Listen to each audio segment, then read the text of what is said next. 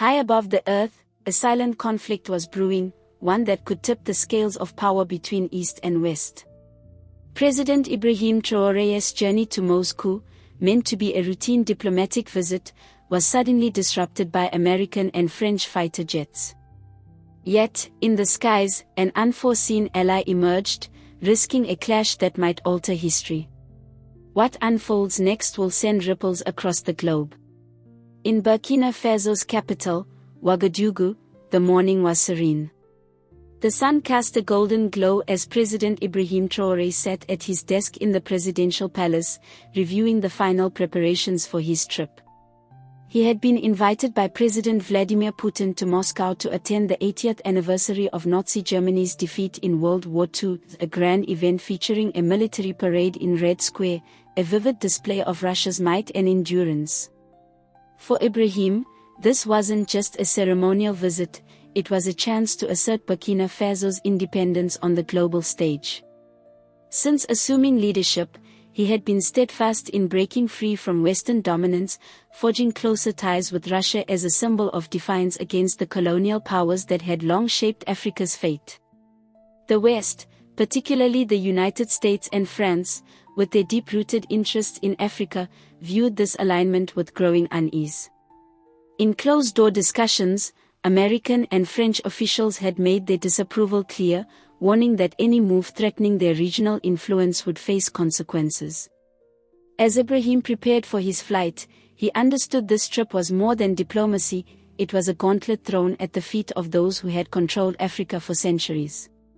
Would they permit him to reach Moscow and make this symbolic gesture, or would they stop at nothing to block him?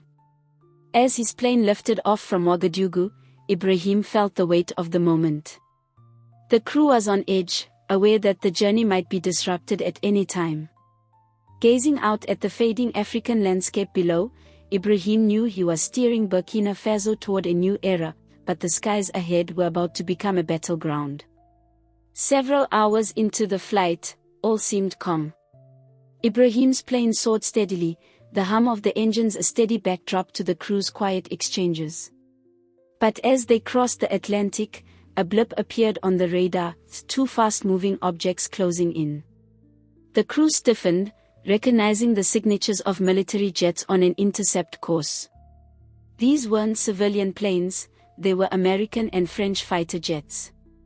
Initially, the pilots hoped it was an error, but as the jets drew nearer, the reality became undeniable, this was a deliberate interception. Ibrahim sat quietly, his gaze sharpening as he observed the approaching jets. He had anticipated resistance, but this level of aggression caught him off guard. The radio crackled with a sharp command from the US military, "This is restricted airspace. You are ordered to land immediately. Repeat, land immediately." Ibrahim leaned forward, his expression hardening.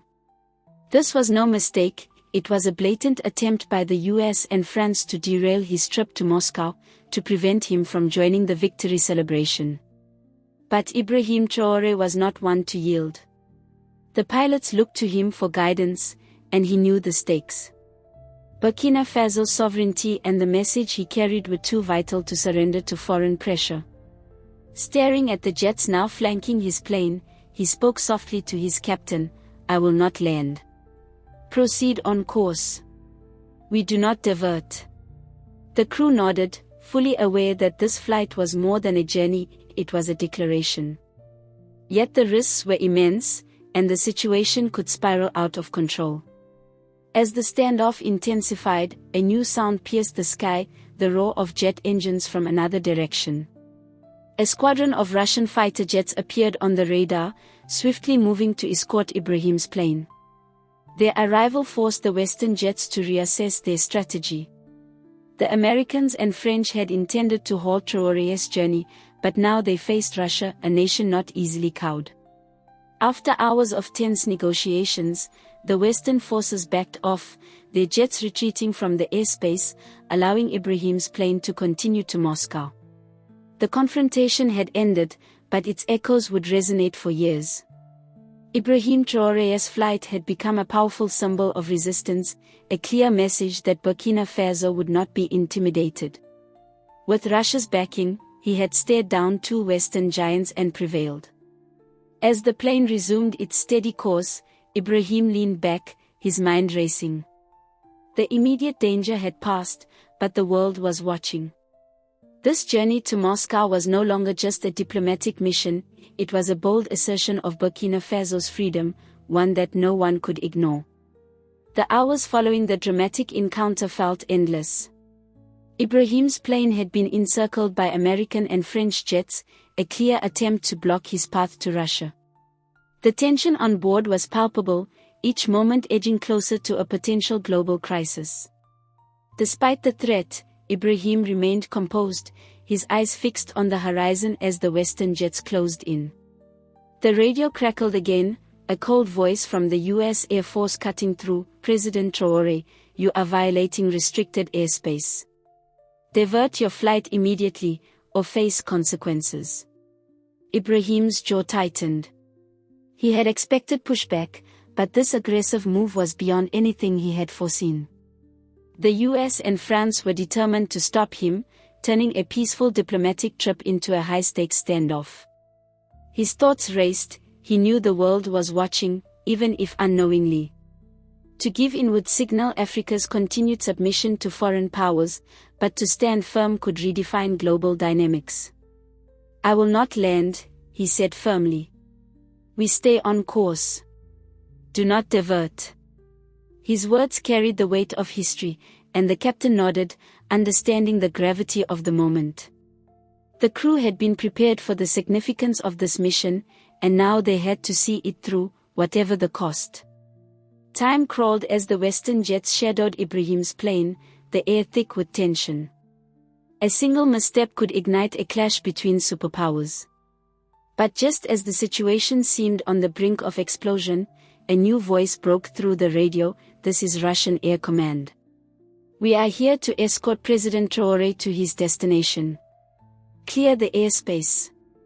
Do not engage." The commanding tone and sudden arrival of Russian jets caught the Western pilots off guard. The dynamics shifted instantly. What began as a Western show of force now risked escalating into a dangerous game of brinkmanship.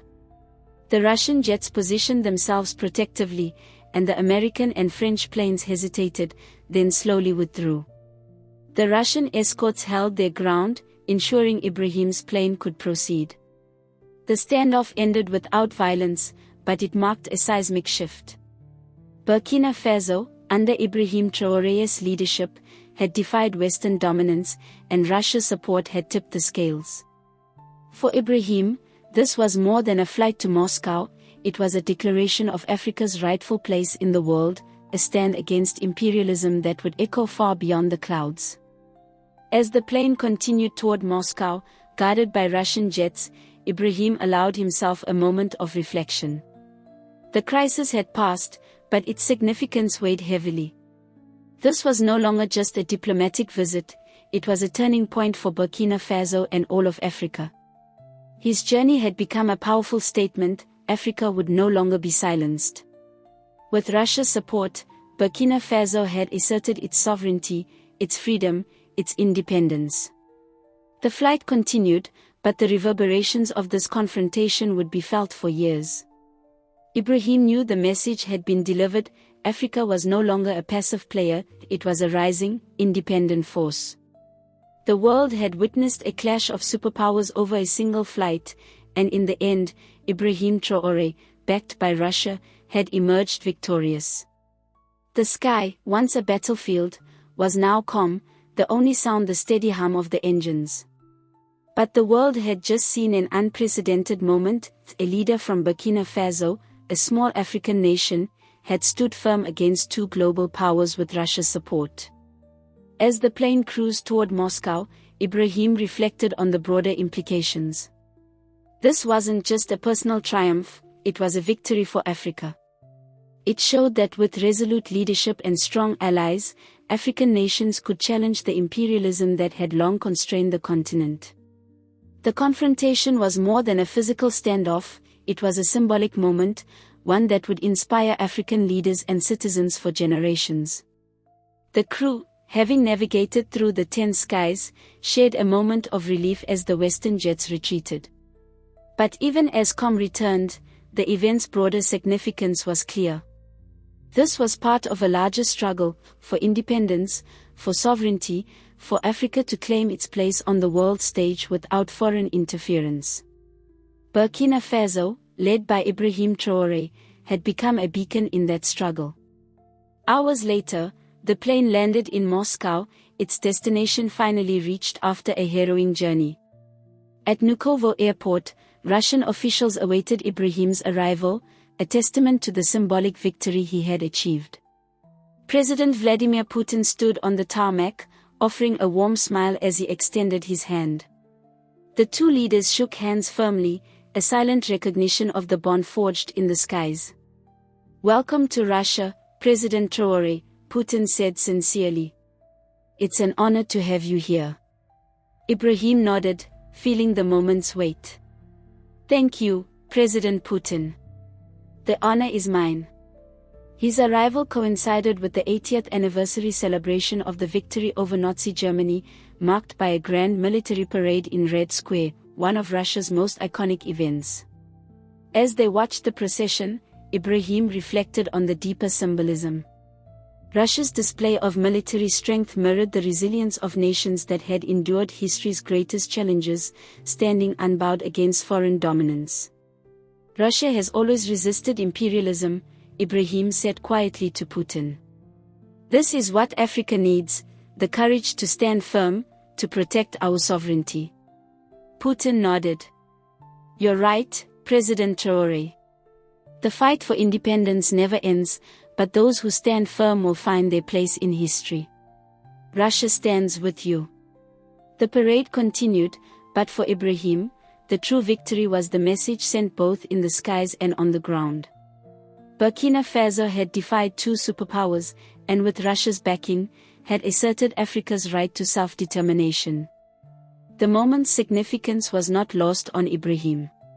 Standing in the heart of Russia, he realized this was more than a diplomatic visit, it was the dawn of a new era for Africa, one where its leaders could chart their own paths without fear of interference. The celebrations in Moscow continued, but the real triumph had already been won. Africa was no longer willing to be silenced, and with Russia as an ally, the continent had found its voice. While the world watched the events in Moscow, the dramatic confrontation in the skies remained a closely guarded secret. Only a handful of Russian officials and military personnel knew the full extent of the standoff. The world would never learn how close it had come to a larger conflict, but the outcome mattered most. Burkina Faso's sovereignty remained intact, and the confrontation ended peacefully. The days following Ibrahim Traoré's arrival in Moscow were filled with ceremonies, meetings, and reflection. Russia had publicly demonstrated its support for Burkina Faso, and the world felt the tremors of this new alliance. For Ibrahim, the visit was more than a parade, it was a bold statement of Africa's independence from foreign influence. At a ceremonial breakfast with Putin and Russian officials, the atmosphere was warm yet charged with underlying tension. Both leaders understood the gravity of what had transpired. Putin spoke thoughtfully, his gaze fixed on Ibrahim. "Your journey here, President Traoré, shows the world that Africa is no longer a pawn in global politics. The fight for sovereignty and independence is one every nation should respect. We stand with you." Ibrahim listened, appreciating Putin's pragmatism. Today, he saw the depth of their partnership, not just in military or economic terms, but in a shared vision for a world where sovereignty was paramount. Later, at the Russian Ministry of Foreign Affairs, Putin extended a symbolic gesture. "I invite not just you, but the people of Africa, to build a stronger partnership with Russia. Let this be the start of a new chapter." Ibrahim nodded. "This invitation is more than politics, it's the future we are building, where African nations can choose their path without fear." Russia's offer was clear, a partnership with Burkina Faso, and by extension, all of Africa. The idea of Pan-African unity was becoming reality, a turning point in the struggle for sovereignty. As the day unfolded, Ibrahim realized his visit had done more than secure an alliance, it had reignited Pan-African unity. In a speech to Russian and African diplomats, he declared, "We are no longer afraid to stand alone. Today, we stand with Russia as equals. Our nations have fought for freedom for generations, and we will secure our future. I call on all African nations to join us, to stand together for a future where our sovereignty is unquestioned." The room erupted in applause, filled with hope. Ibrahim's message spread across the globe, igniting a new sense of pride among Africans. It was a call for unity, for African nations to demand the respect they deserved on the world stage. The speech wasn't just for Burkina Faso, it was a rallying cry for every African leader and citizen to value sovereignty, independence, and unity. Ibrahim Traoré had shown that with allies like Russia, the world's power dynamics could shift. Africa's future, once dictated by imperial powers, was now in its own hands. Months later, the world moved on. Publicly, the confrontation in the skies between the US, France, and Russia was never acknowledged, buried as a classified event. But for Ibrahim Traoré, its significance was indelible. It proved Africa's destiny was its own to shape. The world might ignore the incident, but its impact was undeniable. The courage of Africa's leaders had been seen, and change was stirring. Upon returning to Burkina Faso, Ibrahim reflected on the journey. What began as a diplomatic mission had become a defining moment in the fight for African sovereignty. News in Burkina Faso hailed his resolve. He had faced down two superpowers, refused to bow, and emerged victorious with Russia's support. The story became a legend across Africa, inspiring leaders and citizens alike. It showed that Africa could protect its interests and stand firm against interference. It wasn't just about Burkina Faso, it was about every African nation. The message was clear: Africa would no longer be a passive player, dictated to or silenced. The time had come for the continent to rise, unite, and shape its own future. Diplomatic ties between African nations and Russia strengthened, as did unity among African countries. Nations like South Africa, Zimbabwe, and Algeria, long champions of independence, looked to Burkina Faso as a model for asserting sovereignty against foreign pressure. Ibrahim Traoré became a symbol of resistance, a beacon of hope, showing Africa could resist imperialism. His trip also marked a new chapter for Burkina Faso. No longer isolated or dominated by the West, the country forged stronger economic and military ties with Russia, opening doors to trade, infrastructure, and cooperation. Ibrahim knew this was just the beginning. While Russia's support was crucial, he sought partnerships with other global powers like China and India, building a network of alliances based on mutual respect.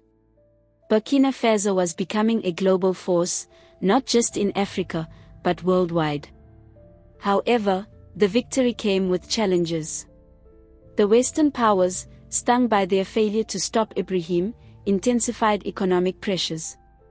Sanctions were imposed, and foreign aid dwindled. Yet Ibrahim remained resolute, knowing Africa's future lay in resilience and self-sufficiency, not foreign aid. The world might forget the confrontation, but Ibrahim never would. It proved no force could dictate Africa's destiny. He had faced two superpowers with Russia's backing and emerged unscathed, a victory for all African nations. In Burkina Faso, the people walked with pride, knowing their president had stood up to the world's greatest powers for the continent's sake. In the years that followed, Ibrahim's leadership continued to inspire across Africa. His journey to Moscow became a symbol of a new, united, and determined Africa. Calls for unity grew, and nations began forging alliances, breaking free from imperial chains. Africa's voice, once silenced, was now heard loud and clear. The continent demanded respect. Ibrahim's legacy, rooted in independence and sovereignty, set a new path for Africa. Though the sky's confrontation remained secret, its spirit lived on in every leader and citizen who believed Africa's destiny was its own. As Ibrahim looked to the future, he knew the fight for true independence continued, but the path was clear. With unity, courage, and determination, Africa would rise, a dream turned reality.